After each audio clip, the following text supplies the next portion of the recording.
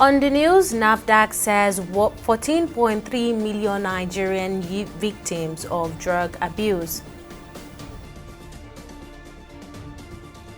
Police rescue wife of retired AIG Akim Odumosu. And appeal court opposed that sentence for Adedoyin over OAU student's murder. It's glad to have you join us on the news on TV360 Nigeria. I'm Tamilore Akinkolie. NAFDAC's Director General Mojisola Adeyeye has revealed in alarming statistics that approximately 14.3 million Nigerians are victims of drug abuse. Speaking at the inaugural ceremony of the agency Catch Them Young Youth program in Port Harcourt, she highlighted that research shows 1 in 4 high-risk drug users have been arrested for drug-related offenses, with 73% involving drug possession and other linked to theft, sex work, burglary, and shoplifting. Emphasizing the comprehensive threat of drug addiction from both legal and illicit sources, NAFDAC launched an intensive program targeting secondary school students to reduce drug abuse prevalence. And for more clarification on these alarming statistics by NAFDAC, earlier on I spoke with the PR of the National Drug Law Enforcement Agency, NDLEA, Femi Babafemi, and I began by asking him the most prevalent drug used by Nigerian youths. The most commonly abused illicit substances by our youths in Nigeria, I'll tell you, number 1 on the list is cannabis. And apart from next to cannabis is the opioids. The opioids, talking of tramadol, especially codeine-based syrup. That's the syrup that people use in the treatment of cough or the cough and symptoms, cold symptoms. So you also have other opioids. These are pharmaceutical drugs that are actually for medical uses, but unfortunately have been abused as social drugs. Well, what are now the underlying factors that are driving such high drug abuse rates among Nigerian youths? Yeah, quite. That's a good one. Quite a lot of factors. Quite a lot of predisposing factors. Quite a lot of causative factors that are responsible for drug use among our youth. I'll tell you, starting from the family, which is the smallest unit of our society. Right from the home, you discover that a lot of parents themselves are drug users. And so when parents are themselves drug users, there is the possibility is high that their kids are likely to also abuse drugs. But beyond the family unit, again, there is the environmental factor. For instance, you have some environments that are not that are prone to this. For instance, the area, where you can virtually touch or feel poverty, where you have most of the people, where you have the downtrodden in the society, like the ghettos, the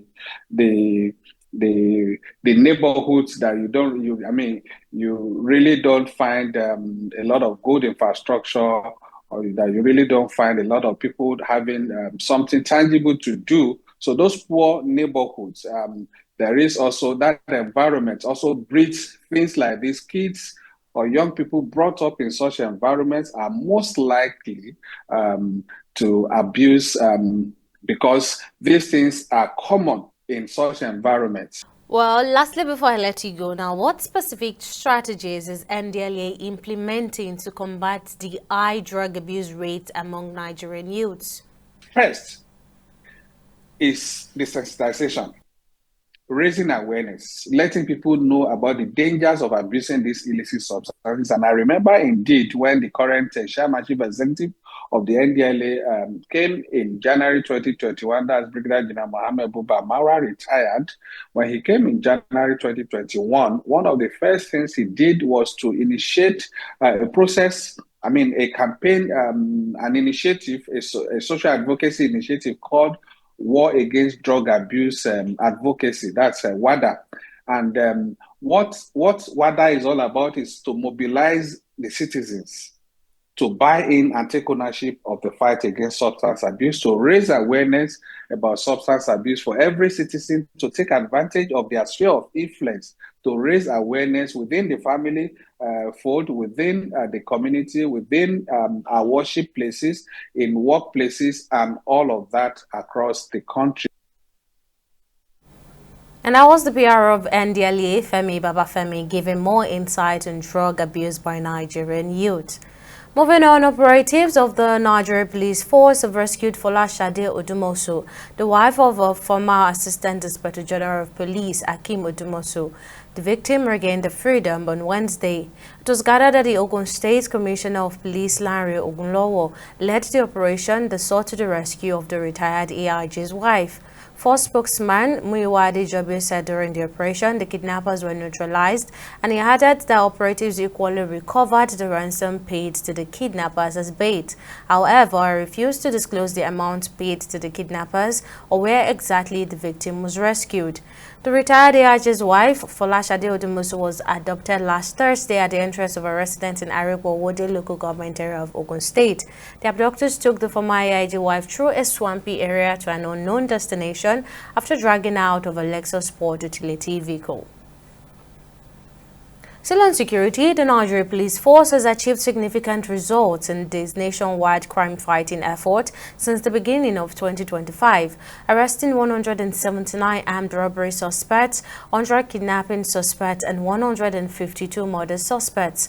During a suspect parade in Abuja, Force Public Relations Officer Olumuyiwa Adejobi highlighted the force's enhanced crime-fighting strategies, showcasing the recovery of 73 firearms, 310 ammunition rounds, and 56 stolen vehicles, while successfully rescuing 302 kidnapping victims. Among the notable arrests were a syndicate led by Mohammed Kabri, who allegedly defrauded victims by impersonating military personnel, a motorcycle theft gang operating in Lagos and Ogun States, and a two-man syndicate accused of forging way bills to facilitate crude oil theft. In the fight against crime, these include the arrest of 179 armed robbery suspects, 100 kidnapping suspects, 152 murder/homicide suspects, 34 suspects connected with a lawful possession of prohibited firearms, 77 rape suspects, 110 suspected cultists, and of course recovery of 73 various arms, 310 ammunition of various calibers. The police was also able to recover 56 stolen vehicles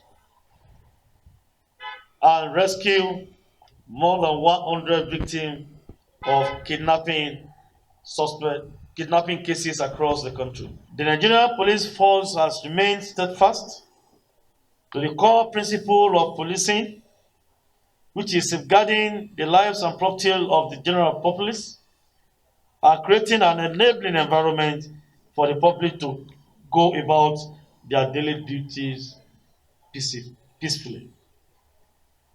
The force will now relent in its pursuit of criminal elements and ensuring justice. They forged my company invoice, and somebody that bought my company invoice and went and sued Amin into court. When they sued the Amin into court, he went and sued Amin to the court, and they arrest him. They come and arrest me.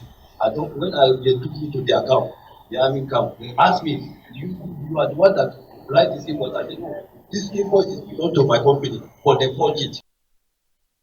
In a landmark legal decision, the Court of Appeal in Akure, Ondo State, has upheld the death sentence against prominent businessman Maramon Adedoyin for the murder of Timothy Adegoke, a former postgraduate student at Obafemi Awolowo University, OAU. The court confirmed the original verdict from the Osun State High Court, which found Adedoyin guilty of Adegoke's murder. The case centers around Adegoke's death in November 2021, when his body was discovered at the Hilton Honors Hotel in Ile Ile-Ife, Osun State, where he has been staying. The appellate court meticulously reviewed the case, maintaining Adedoyin's conviction by making some procedural adjustment. While affirming the death sentence, the Court of Appeal modified certain aspects of the lower court's ruling. Specifically, the court set aside orders related to the forfeiture of the Hilton Hotel and the requirement for Adedoyin to sponsor the education of Adegoke's children. The Nigerian Armed Forces Resettlement Center in Lagos State has launched Course 1 of 2025, a 6-month entrepreneurship and management training program designed to support military personnel transitioning to civil life. The inaugural ceremony, led by Brigadier General Ayo Olatunji, welcomed 604 participants, marking a significant milestone for service members who have dedicated 35 years to the national service. Despite acknowledging that some participants may face physical challenges, he expressed unwavering confidence in their ability to successfully complete the comprehensive training program aimed at equipping them with essential skills for post-military careers. Hence, we expect you to be very good ambassadors of your various services that nominated you for this program.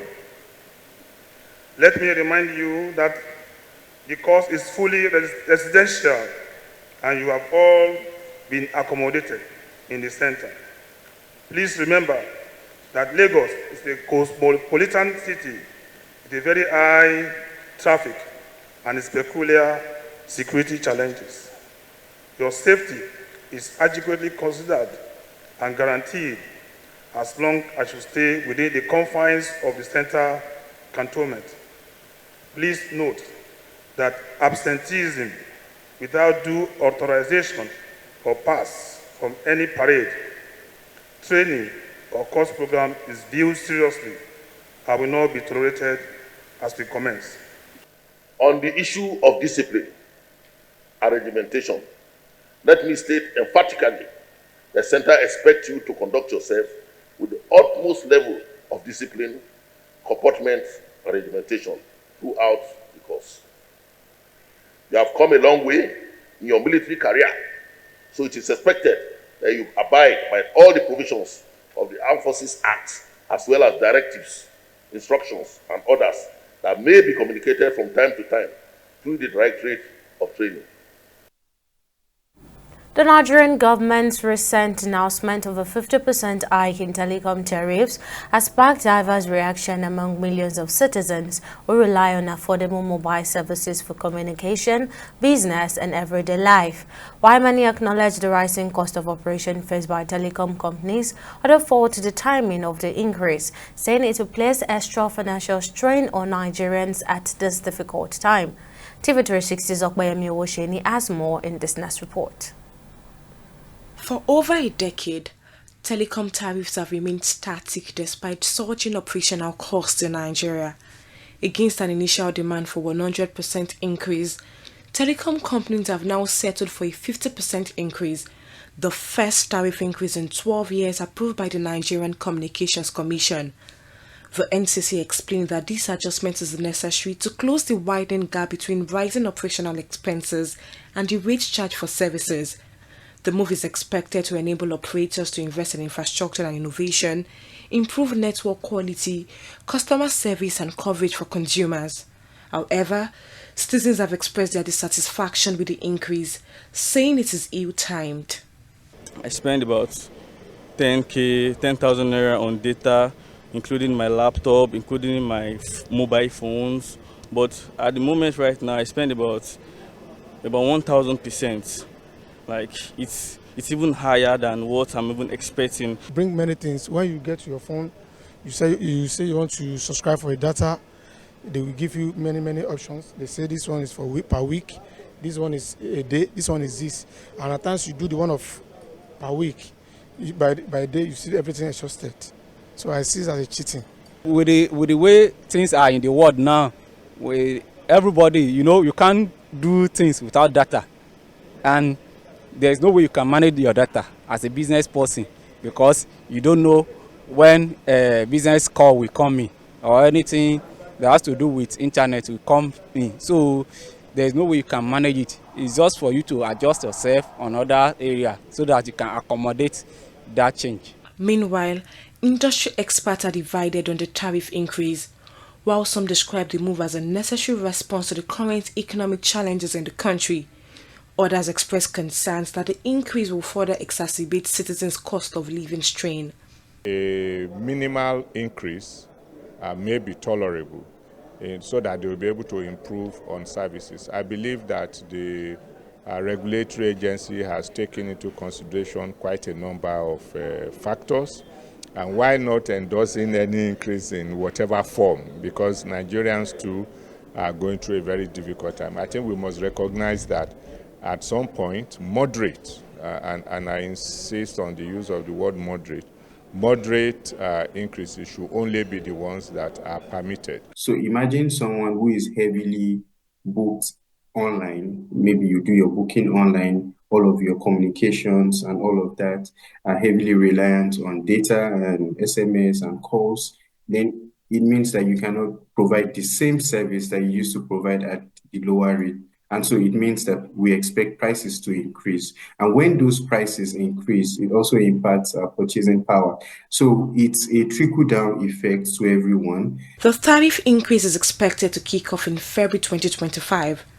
Meanwhile, various organizations and agencies have expressed strong opposition to the increase and threatened to sue the NCC over the decision.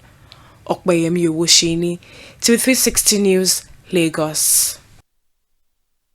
Still on the 50% telecom tariff increase, the president of the Association of Telecommunication Companies of Nigeria, ATCON, Tony Emokwere, has defended the decision, describing it as a critical measure to ensure the survival and growth of telecommunication sectors while protecting consumer interests.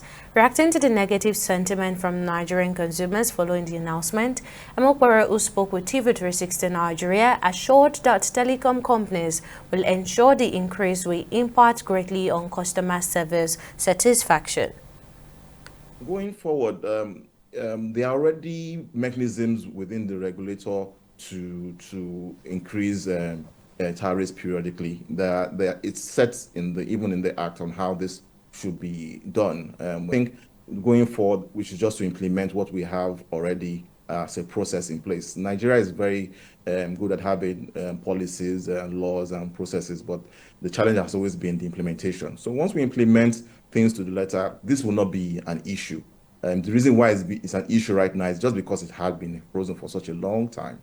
If it was gradually increased and monitored, it would have been a thing of the past. And I think we need to commend the regulator and even this government, taking decisions that will enable sustainability of sectors, not just kicking things down the road, which has been done in the past. I think it's commendable that they are taking the bull by the horn and ensuring that the sector remains viable and consumers ultimately will gain from the experience. We're going to short break here, but still to come, Russia ready for dialogue after Trump tells Putin to put an end to Ukraine war. Details of the story right after this break.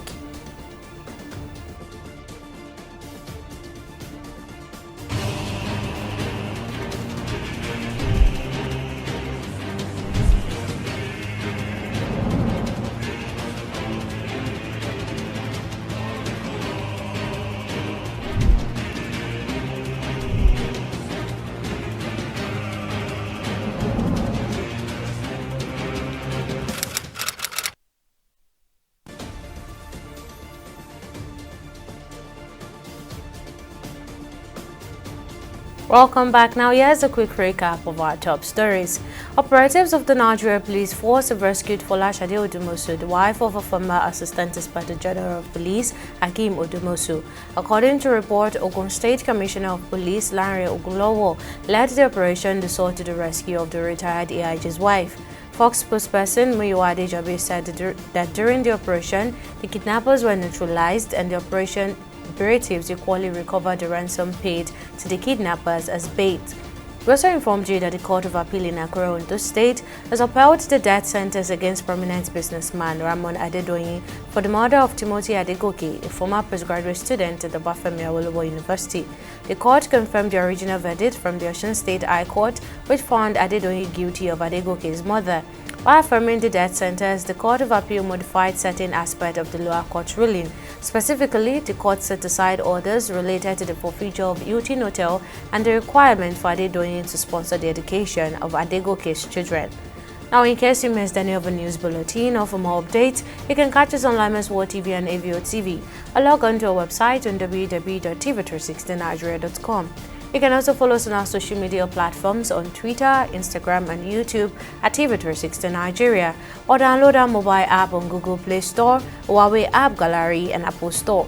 On Facebook, we're at TV360 Online.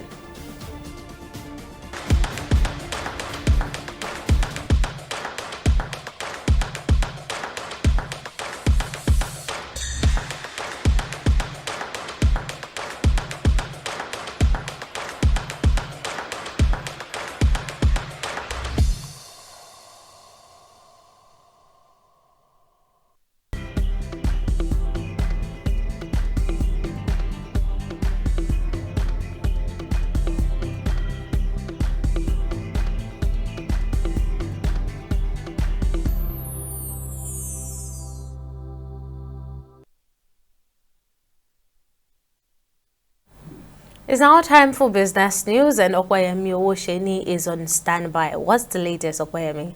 Well, the Manufacturers Association of Nigeria says the 2025 outlook for the manufacturing sector largely depends on the success of the ongoing economic reforms in the country.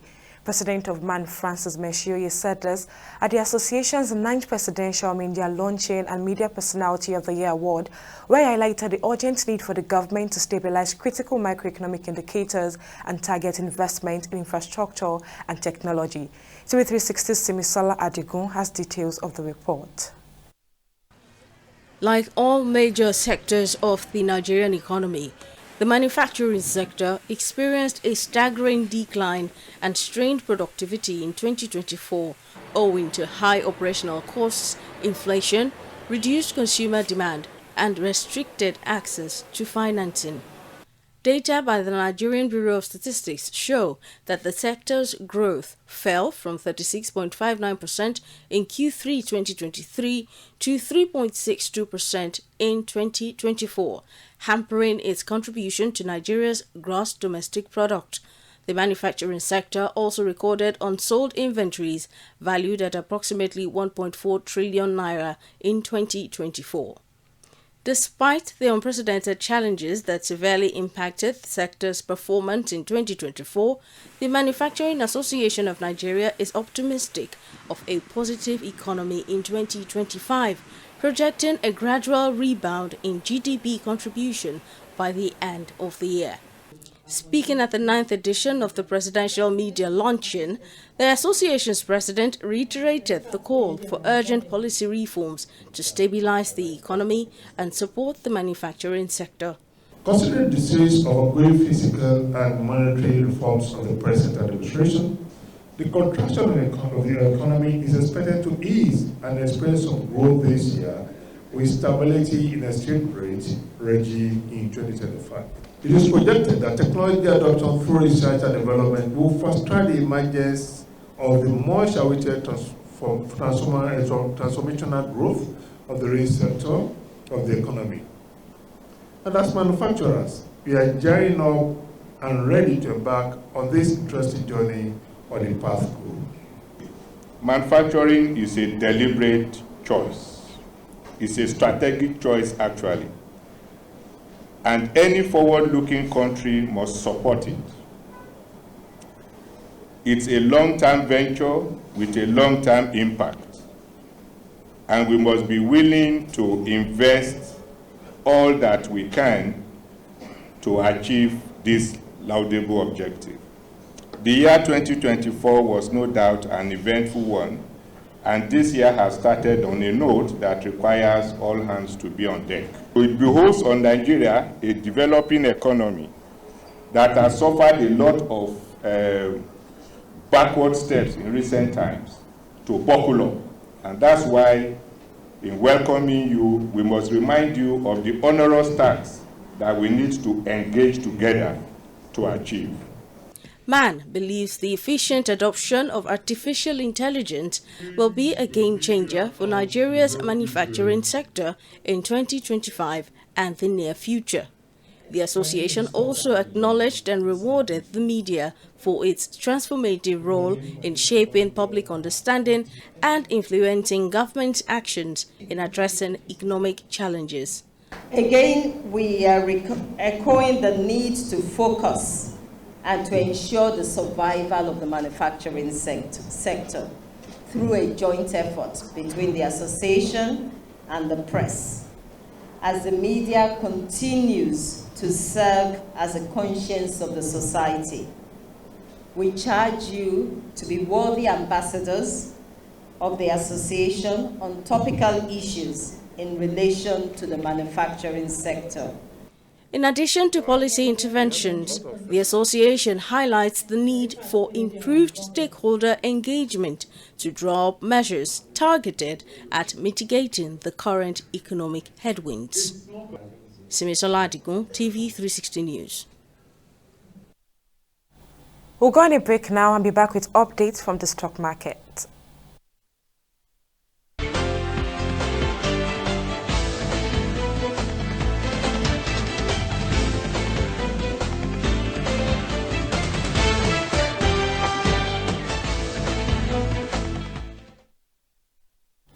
Welcome back. On the fourth trading day of the week, the Nigerian equities market continued its downward trajectory, slipping by 0.05%. This dip resulted in a market capitalization of 63.13 trillion naira, marking the second consecutive day of declines. A total of 123 equities listed on the NGX participated in today's trading, with 28 securities posting gains, one and equal number of 28 stock recorded losses. At the forefront of the decline was Morrison Industries, which experienced a significant price drop of 9.98%, settling at 3.61% per share. It was followed closely by C&I Leasing. Today's trading session on the Nigerian Stock Exchange saw a total of 390 million shares change out across 12,159 transactions, amounting to a market value of over 21 million naira. Now, this surge saw 25% surge in turnover and a 13% rise in the volume of deals when compared to the previous trading day, that's Wednesday, January 22nd. On the global front, stocks steadied on Thursday as the initial rally driven by Donald Trump's proposed spending plans for artificial AI intelligence lost momentum, which made all our foreign stock, that's the UK FTSE, the US Dow Jones, and Japan's Nikkei, end in the bullish territory. Now, moving over to the foreign exchange market, the Naira continued its downward trajectory against the US dollar, trading at $1,551 on the black market, 1,915 naira for the Great British Pound, and 1,617 naira for the euros. Well, that's it on business and stock market updates. Back to you, Tamilore, for the rest of the news. Thank you, Okoyemi. On the global scene, the Kremlin says it is ready for a mutually respectful dialogue with U.S. President Donald Trump about the war in Ukraine. This comes after Trump warned that Russia will face more sanctions if Putin does not stop what they describe as a ridiculous war, a message Ukraine says they really welcome. However, based on reports, Ukraine says they are waiting for actions and not mere word from President Donald Trump. And finally, on sport, financial experts from Deloitte have revealed that Real Madrid has become the first football club to surpass €1 billion in revenue in a single season, driven by income from the revamped Santiago Bernabeu Stadium. The ranking at the top of Deloitte's annual Football Money League remained unchanged, with Real Madrid leading, followed by Premier League champions Manchester City and Paris Saint-Germain. The €208 million gap between first and second is the largest ever recorded by Deloitte. And that wraps up our Latino news now. Many thanks for watching. See you again next time.